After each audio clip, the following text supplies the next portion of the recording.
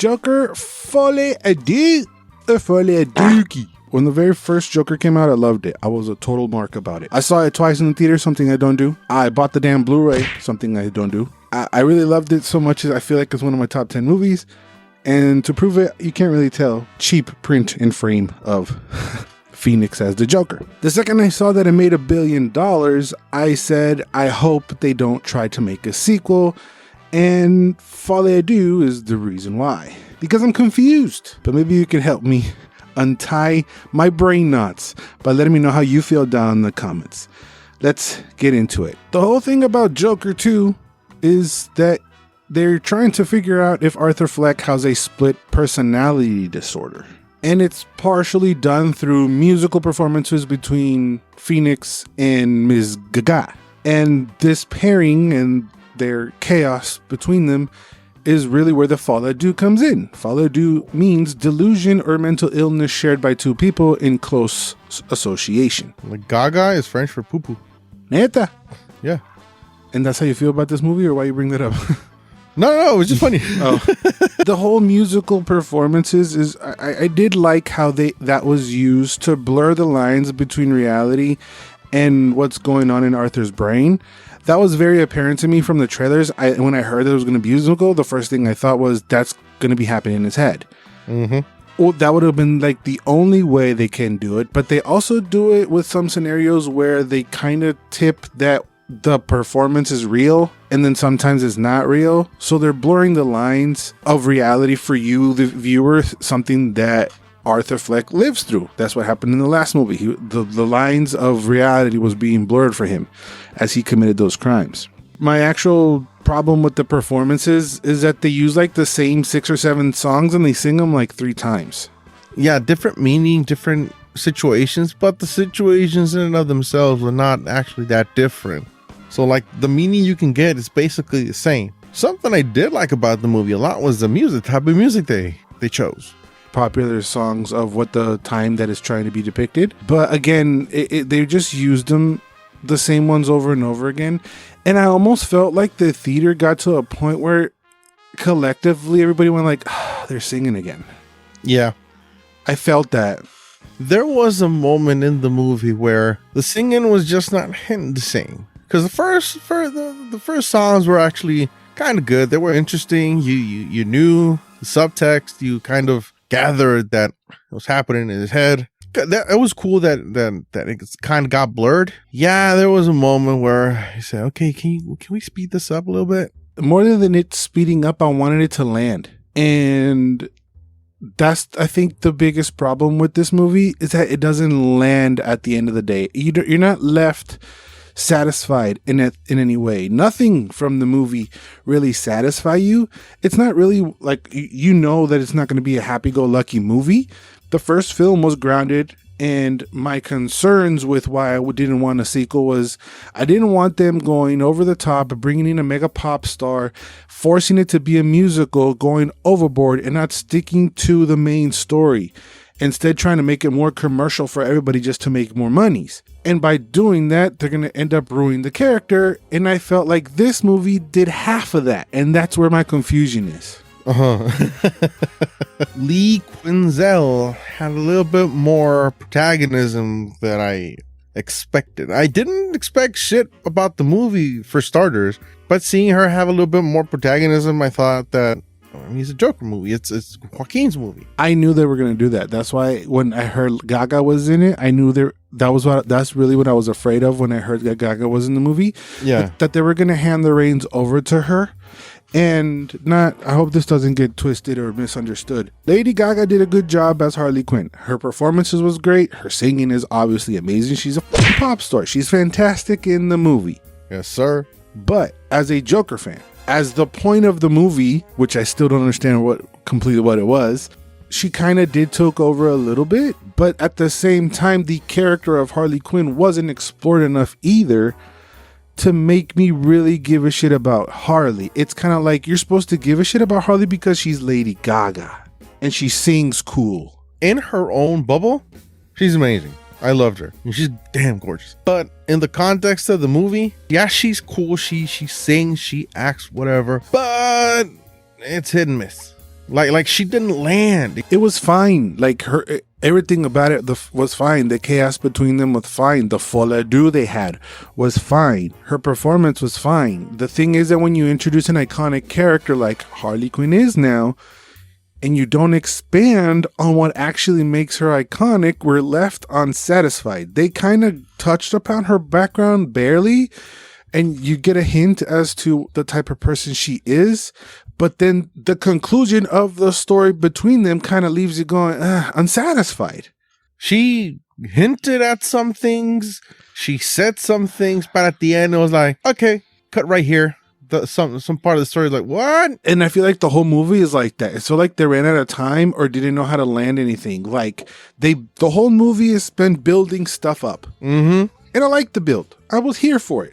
All of the builds, everything that they were building and how they were building was cool. Thing is, none of the things that they were building paid off. No. Maybe because the questions from the last movie weren't answered. The questions you really had were like kind of stupid to say, but like beyond your imagination kind of, because your imagination is going wilder. What happened to him? Like, are they gonna, like, you just assume that he's gonna go to jail and then that they're gonna put him to death, and then what does that lead to? Like, a legend grows with the end of the last movie. Yeah, like kind of martyrdom. Yeah, you make it bigger than what actually is, and then the actual answer isn't that satisfying. You're kind of left like, but the product itself isn't bad. It's not like it was a slog of a movie. It is over, 2 hours. It's 2 hours and 20 minutes. Yeah. But I was invested. I was paying attention. I was just left unsatisfied. The part that really gripped me, the same thing as the first movie, is the psychology of the movie. I love how minds work. I love different points of view. I love all that shit. It got to a point where they moved away from it and they kind of just dropped it and concluded, and not really concluded. Or at least they thought they concluded, but it was done in a way where you walk away going like, I think I totally get it, but the main question is still not answered. Yeah, I think as you were describing this part of the movie, I feel like we started tying like a very thick rope. And then we start getting sloppy, and by the end, all the thousands of ends are just... Or you get to the end and it's tied to nothing. And you're like, what? Exactly. What were you tying down this whole time? Exactly. It's weird. I don't even know if this movie's gonna split audiences. Like, that's something that I wanted to say, but I feel like most of the audience are either gonna hate it or be confused, because there's a lot of court stuff as well. And I read a review that said that it was bogging down the movie. So I was fearful of that part, but it's not that bad, because those were the parts that kind of were exploring Arthur Fleck's psyche, but then there's no satisfying conclusion to that. Again, it's not enough meat to make a burger with that. As a movie goes, the elements of a movie, it's still okay. The performances were great. Like, Joaquin Phoenix is a gem. Like, he acts the shit out of this movie. His body transformation is wild. He's so skinny, and like everything that he was doing was freaking me out. It does feel like it takes place shortly after the first movie. It looks the same cinematically. The whole movie, we're seeing consequences of Arthur's actions from the first movie, but I felt like I was missing consequences to Gotham from those actions. Mm-hmm. And that didn't really come into play until they felt like it needed to, and that was a cop-out. Yeah, I mean, cinematography is great. I loved it. There was some shots that I loved. Some play on colors was also pretty good. Can't stress enough how good these two people are. Yeah, Gaga's a great actor, man. I feel like she's really underrated. Even Brendan Gleeson, Mad Eye Moody, was in this movie, and he did an amazing job. I loved him. Yeah, all the performances were fantastic. They're just stuck in like a okay movie. Because even the direction was pretty good. I feel like this movie could get better with multiple viewings, but I don't want to watch it again. It's not a meh movie. It's better than that, but it's not like an amazing movie. Not by a long shot. So that's where the confusion is, because all the elements for something great is there. It just, the route that it was taken was just something I wasn't vibing with. Because I was expecting nothing. I enjoyed it. I mean, I wasn't excited, but I wasn't bummed. Yeah, so if I could go back, I would be like, don't make it. Just leave it. So we stick with the ending of the first movie, because this one definitely does not live up to the first movie. Oh, I definitely agree with that. Before we go, we do want to jump into like one little big spoil that occurs at the very end of the movie. So feel free to stick around, but if you don't want to be spoiled, thank you guys for watching. Don't forget to take a free subscribe for you. You just have to click that button. They're free samples. You click subscribe, you get free videos by us. Look at you, help yourself. They're free. Thank you very much for watching. Remember to always and forever, you do you. So for those who are still sticking around and have not seen the movie, the part we're talking about is at the very end. He received a visit and you don't know who the hell that is. I think it was a setup, but he receives a visit, and on his way to meet his visitor, we don't see who the visitor is because an inmate tells him a joke, and the punchline is that he stabs him a bunch of times. So Arthur Fleck gets stabbed, lays down, and he dies. And then behind Arthur, as he's dying in a very blurry image, we see this particular inmate take the knife he stabbed him with and carved a smile in his face. That is where I went, what?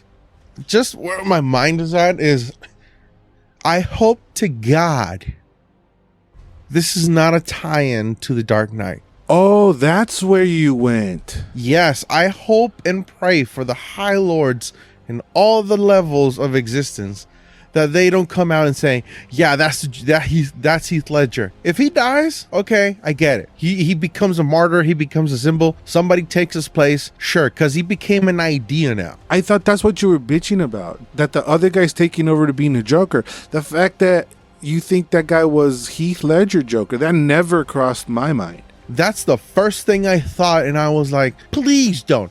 Hopefully not, because you're a very observant person, and that's not the first place you went. The movie left me at a point where, okay, Arthur Fleck died. Sure, he's become an ideal, something to strive for, a goal. Yeah, I saw him as a chain reaction of the movement. Exactly. Him ultimately becoming the martyr that they didn't want him to become, and somebody else was going to step in and be the actual Joker we see fighting Batman. My mind did not go to Heath Ledger. I don't think they would do that. I remember James Gunn saying that there were, the DCEU extended universe, all that. There's the Dark World or Underworld. I forget the proper name of it. That's where other projects will live. So I figured that's where this is. Its own little thing, and that's it. It's over. This is not going to make $1 billion. Therefore, there's not going to be a third one where Harley takes over or whatever the hell. So I think they're just going to leave it like that, because if it was a bigger deal, they would establish the guy that stabbed him. Instead, he's just like a random creepy guy in the corner that he does get a few shots like, hey, this guy's important, but he's not even on the IMDb. He don't have a name. There's not many Batman cameos as there is. There's no Batman. I mean, there is Harvey Dent, but that's why I think he's just like a random guy that they decided to plant him as a seed. I didn't think Dark Knight at all. I was thinking that you were afraid that they were going to pick up the mantle and have him be the next Joker that's going to mess around with Robert Pattinson's Batman. Interesting. And if they come out and say, yeah, he's just a crazy guy, carved his face, bring it. Sure, why not? I don't think they'll say anything. Just don't say anything. Yeah, just don't say shit. Because that's more fun. Just let other people go crazy like yourself for something that they don't even say what's up, Exactly. Yeah. I don't know. I'm curious to see what you guys think about that too. Now that we're in spoilers, that whole scene in the stairs with Gaga, that actually not pissed me off, but I was like, yeah, that's where you lost me. Gaga got a little disappointed. She was very obsessed with him. But then there's this kid thing. Arthur was like, we gotta do good by this kid and whatever. And she just off. And I was like, that was the whole thing that his attorney was telling him. You're two people. And she likes the Joker. She doesn't like Arthur Fleck. No one likes Arthur Fleck. Everybody likes the Joker. So when he says, I'm not the Joker doesn't exist, she falls out of love with him that fast because he's saying that the person that she's in love with is not there. But by doing that, it feels very unsatisfying. Yeah, because you take the Joker out of the Joker. Right, you're moving the Joker out of the movie, so where does that leave Harley Quinn? With a baby, which was complete bullshit because he probably nutted on her leg. The whole movie's a bummer. You wanted some sort of like crazy chaos happiness, them running away, her being like, okay, I need to learn who Arthur Fleck is, or something like that would have been a better landing. Instead, it's like, okay, the cops get him, take him to jail, and he gets stabbed, and it's the end of the movie. He becomes a pincushion. Yeah. So is it a foil of Dookie? I don't think so. I'm still confused. It's not a Dookie movie. At the same time, it did kind of soil the last movie by not leaving that story the way that is. Instead, they felt the need to continue telling the story, but the way that story ended was very unsatisfactory. So it isn't Dookie, but it Dookied the Joker franchise as a whole. Does that make any sense? Are you confused? Well, now you know how I feel. Thank you guys for watching. Remember to always and forever, you do you. Bye.